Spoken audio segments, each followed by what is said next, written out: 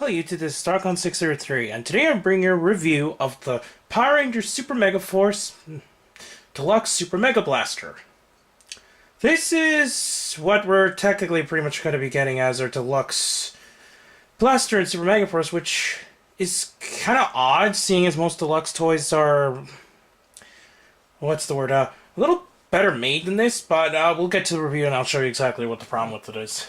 First of all, the contents of the box is the blaster, obviously, with the tab on.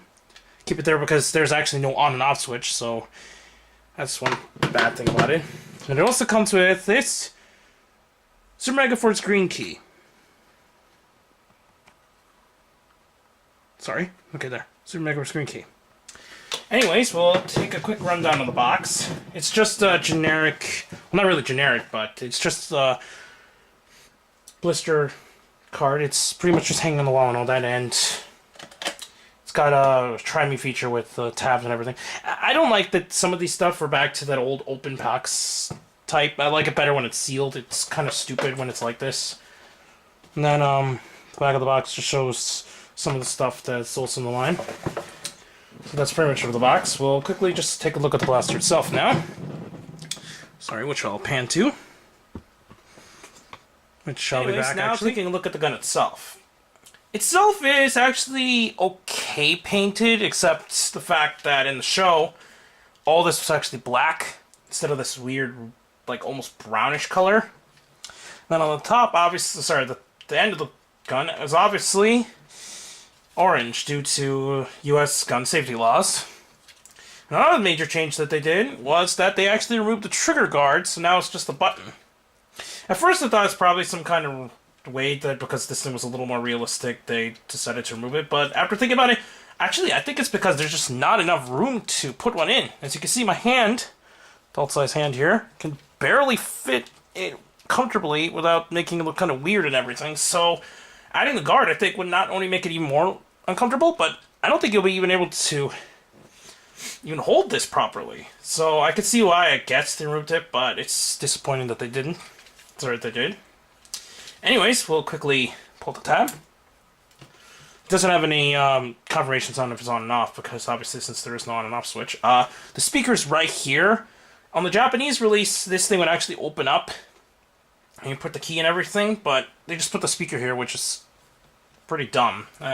They could have easily put this thing open, but oh well. Anyways, to quickly have a rundown on the sounds, there is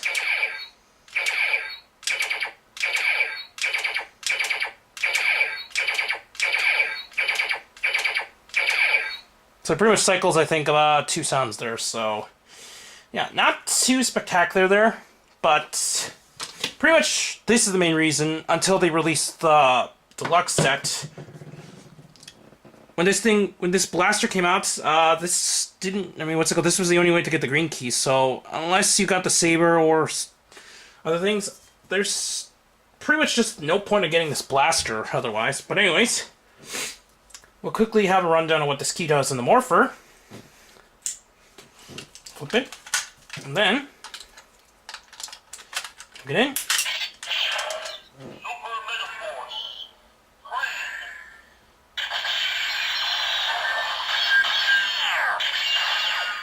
So it's just pretty much, it's a Super Megaforce screen and then transform. Okay, now, turn it again.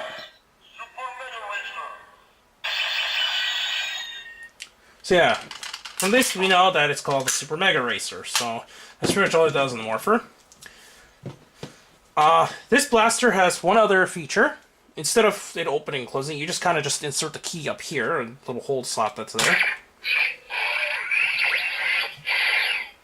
Makes this sound to show that it's ready to activate the finisher.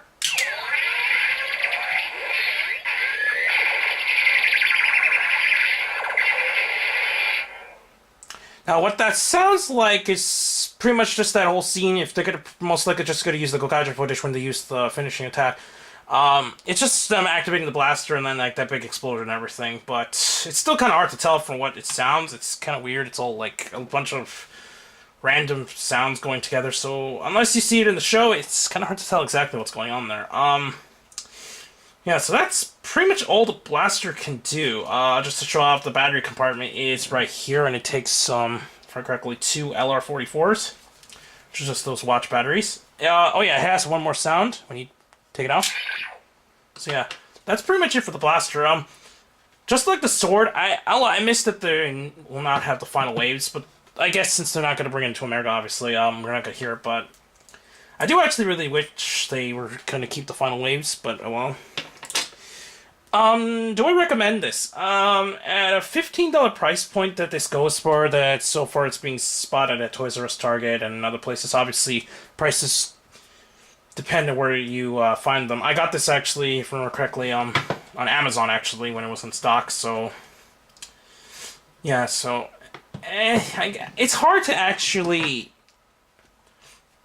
recommend this just because of how little it gives. It would have been better if it at least had the right colors. I mean, they could have easily just kept the orange tip and everything else was the right color, but what can you do? I guess it's just to make cheap costs and everything. If you didn't get the Saber, or if you just want to get the Megaforce keys, just get the Megaforce Ranger Pack, which is the Super Megaforce Ranger Pack.